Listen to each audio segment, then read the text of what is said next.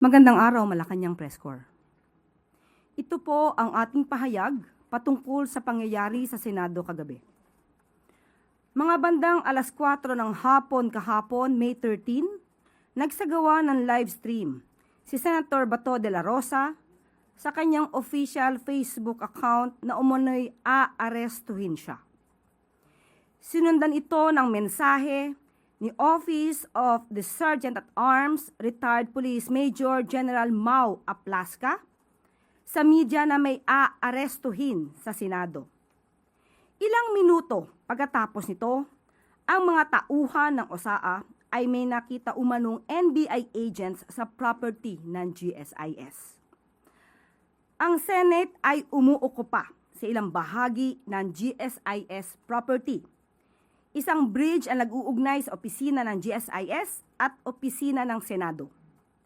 Ang susi upang mabuksan ang pintuan mula sa Senate papunta sa bridge na konektado sa GSIS ay hawak ng OSAA o Senado.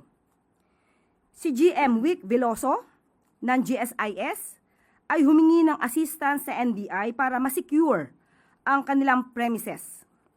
Ito po ay pinasinayaan ni NBI Director Attorney Matibag. Kaya nagpadala ng NBI agent sa GSIS premises bandang alas 6 ng gabi. Pinagbigyan ito ng NBI at sa puntong ito gusto nating linawin.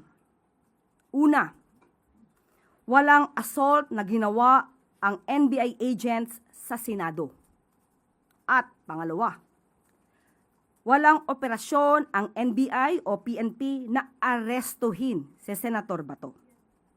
Pero bago nito, noong nakita ng OSAA na mayroong NBI agent sa GSIS, katabi ng Blue Guard, nakita na agad na naka-gear up ang OSAA.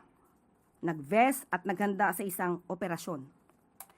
Pagdating sa bridge sa GSIS premises, tinanong ng OSAA ang NBI agent na nakaupo lamang kasama nga ang isang Blue Guard ng GSIS.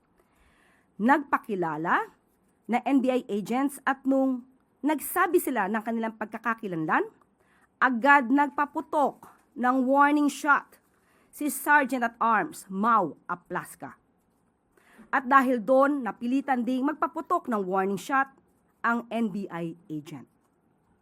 As of 11:09 a.m., several sources confirmed that the Senator Bato, is no longer in the Senate premises. But we are still getting official confirmation on the report.